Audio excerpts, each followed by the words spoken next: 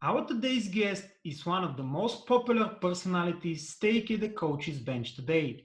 He achieved plenty of successes with a world title with Poland in 2018 among them, but in parallel he is famous with his passionate and maybe even mad style of coaching and with his amazing sense of humor. Without further explanations, sit comfortable, enjoy, because this is going to be pretty impressive. Ladies and gentlemen, Vital Heynen.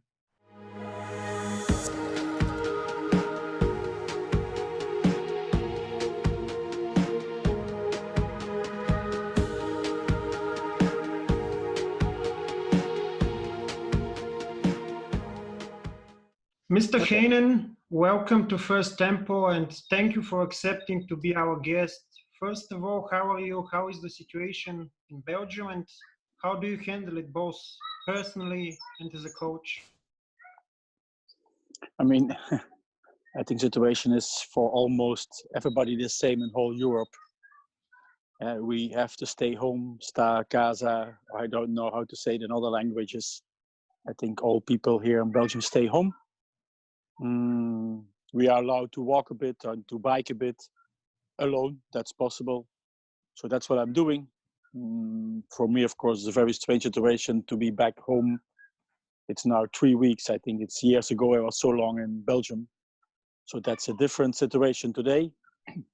So it's not so bad. I mean, It's not very typical, yeah.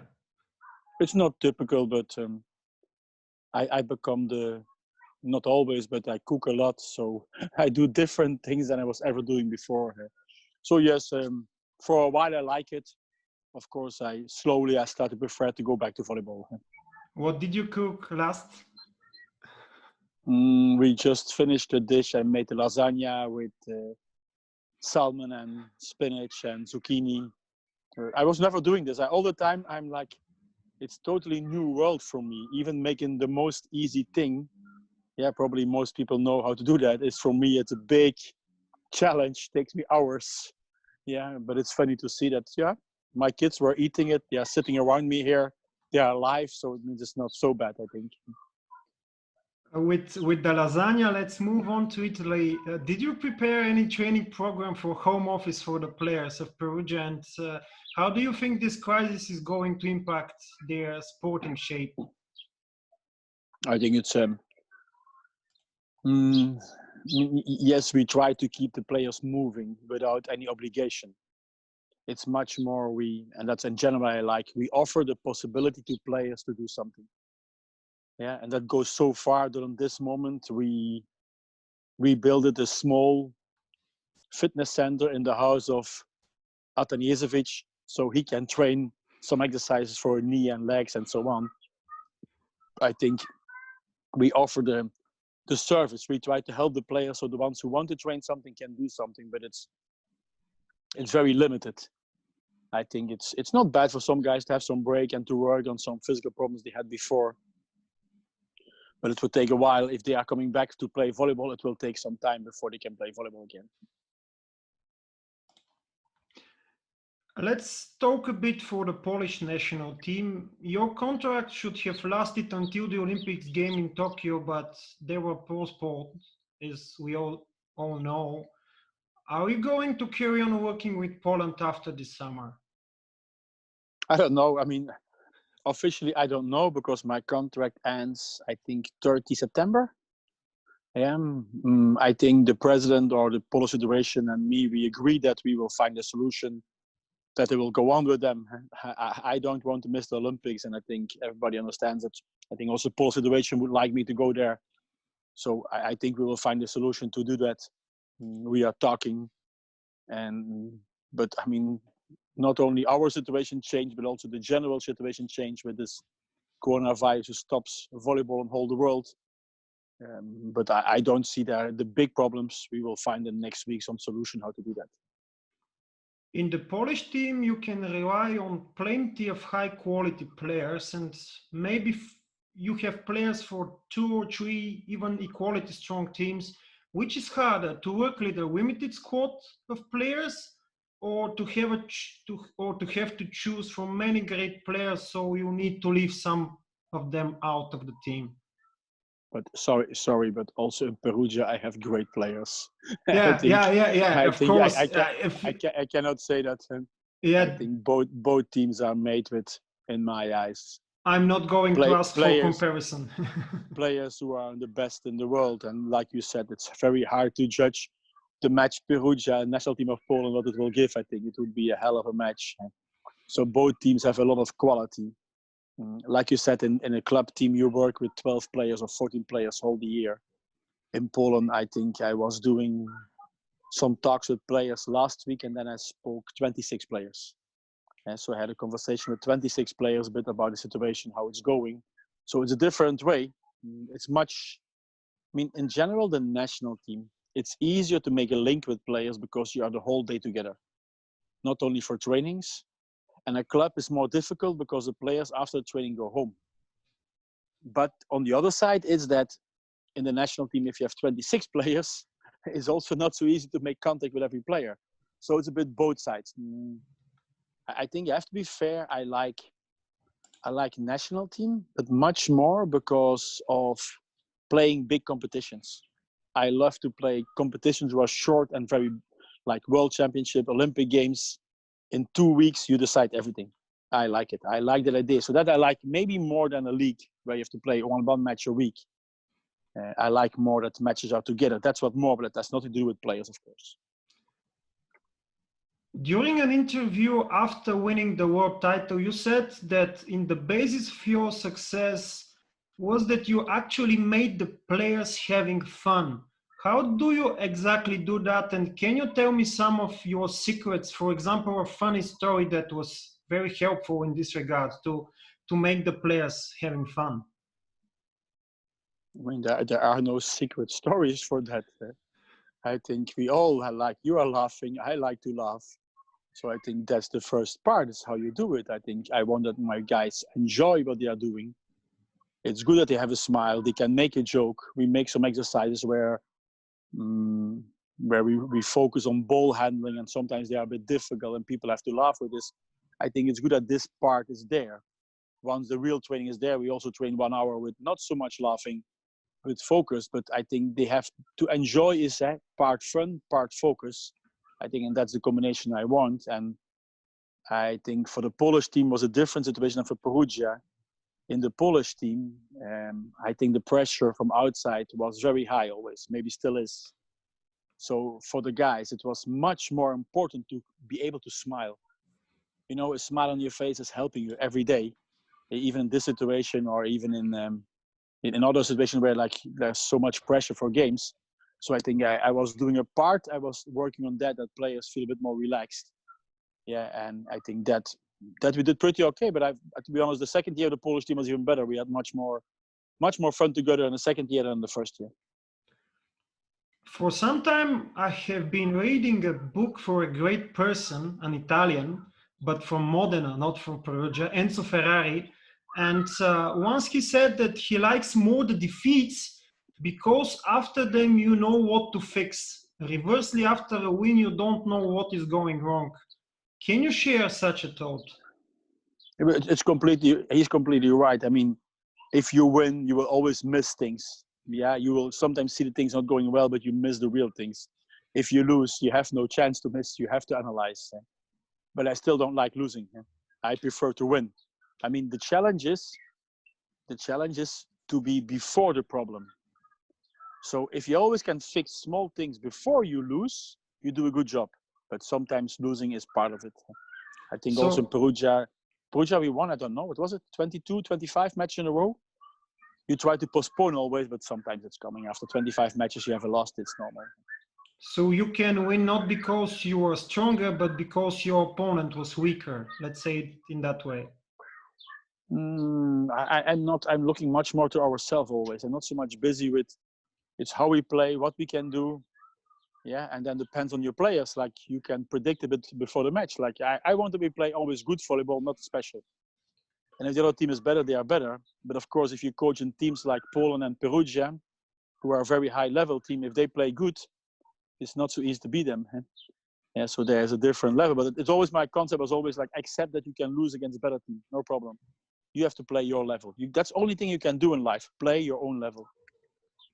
You're very emotional at the bench. Have you ever regretted for your reaction? And do you consider that the video challenge system helps in order the controversial situations to be reduced to the minimum? Do we regret? Sometimes I regret that I was a bit too fast or too active. But I think it's a part of my way of coaching to show players that also the coach is involved. Yeah, I think that's the way I want to show to people. So the general, I don't regret at all. And I think the video challenge is fantastic. I love video challenge because now the coach has you don't have to discuss with the referee. You can just ask video challenge if you think you know it better. So I think the video challenge is something I really like. Do you have any ideas how the video challenge system could be further developed? Well, we have to find a system that goes faster. I think we have to find, computer driven systems where not the guy has to look, but the computer can decide directly, yes, the ball is in or out. That's the only thing what I think regret, that sometimes I take a challenge that takes like 10 seconds. I regret. I don't want the public to wait 10 seconds. I just want to be honesty. Like, is it fair? Is it in or out? That's all.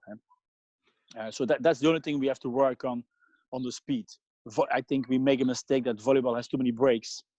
And then you give this video challenge and you have even more breaks. So I want volleyball has to be playing the ball and not discussing referee, timeouts, changing side. I don't know. We have to play ball.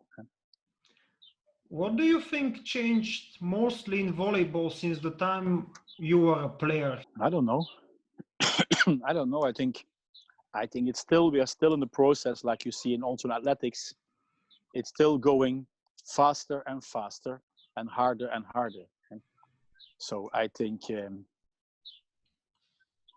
I'm a bit distracted because my kids are playing on the background. They cannot shut up and like they have too much energy, so I have to focus on my interview again. But I think that the guys spiking harder and the guys are jumping higher. But before they were saying like 360 is the highest you can jump, and now you have a lot of guys who jump 360 and higher, and so on and so on. I think there's still an evolution of more physical and compared to, I'm 191. I was okay. I was pretty tall for a setter, but now I would be nothing anymore. I would like now to remind you for a video of yours, and you're going to tell me if you're ready now to say that in Polish. Sorry, everybody. My Polish is still not good enough to explain. But the word pivo you understand. And I promised beer for you. So, if tomorrow we beat Germany, we take 9-on-9, I will be out, I will pay beer to everybody. That's all. Thank you. Are you ready? It was my video for giving this one beer for the Volleyball Nations League, but we lost, so I didn't have to pay the beers. We prepared the whole night, I think. We prepared the whole night. About 10,000 beers were ready to be given away, and then we lost the match. So it was like, it's sometimes happening. But no, my Polish is, I was not studying anymore the last year, because the last year I decided to study Italian. I was also not speaking Italian, so my Polish went down. And I if I see the words, I can remember them, but on this moment, speaking is even worse. So normally it goes up in the summer if we have national team, but there is no national team till now. So that's a problem. That I don't know when we see each other again. How many languages do you speak? I heard you speaking in English, Dutch, German, French, and Italian. Are these all? Yeah, I think five, and I speak a bit Polish. And after my months in Turkey, I had a couple of words Turkish. But I try always to survive. It's not so important. My Italian is not good, for example, but I can explain everything. I think that's enough. So in that way, Bulgarian is too far away or so. Yeah, even if I would go, doesn't matter by which country I go, I will try to learn the language. I think it's respect that you try to learn some things. But I have to apologize to the Polish fans because it's the first language I was not able to speak. Yeah, I can speak some words and some sentences, but not really making conversations. So Polish is really, really difficult. Did you learn something Bulgarian with so many matches against Bulgarians? But Bulgaria so long ago. Yeah, it was the start of my international career, like in 2012, I started with the national team of Germany, and then we were like directly 2-3 months in Bulgaria. Yeah, but afterward it was. Yeah, I believe you have 7 matches in 2012. Something 4 like this, for yeah. World League, 5 for World League, 1 the European Olympic qualification, and 1 in the Olympics. Yeah. Yeah, so that we played a lot, but afterwards was less. Yeah, I think we were in Bulgaria with Germany for the European Championship 2015. Yeah, but after was it of 2017? Yeah, 2015. 2015. It goes so fast. Yes, 2015. But after 2015, I was with Belgium one time. We were in one of those cities at the coast in Bulgaria in 2017. Very short. But I was not so much in Bulgaria, I think. I forgot. No, I was also in Burgos. Yeah, I was. But we traveled so much. Sometimes it's difficult to remember where I was. Do you confuse sometimes the languages and use a wrong one with a specific player? Yeah. Yes. A lot of times, like in Italy, they were laughing with me when I was speaking English when it was Italian. And last year, my family was complaining when I was speaking German because German and Dutch are very close to each other. Yeah. So when I was coming back from Friedrichshafen, I was speaking German instead of Dutch, and this kind of things are happening all the time. I mean, it's normal that because after a while abroad, you don't even know. I sometimes don't know which language I speak anymore. So that's happening. Yeah. Mr. Heynen, grazie mille for accepting the invitation to be our guest, and I hope that these tough times will soon be over. So we are going to have soon the possibility to watch volleyball on highest level, including with you as a coach. Thank you again. I hope so. Okay. Danke, grazie, and I don't know so much language. how it is in Dutch? Dank je? Dank u. Dank je. Yeah. Dank u. Dank u. I had the possibility to live for a year and a half in Belgium, but I'm almost without any knowledge in Dutch. Yes, thank you again, and okay, no problem. It was a great pleasure to speak with you. Thank you again, okay, and no problem. See you later. Be healthy, and you and your family. Thank you again. Bye. Okay, bye. Bye.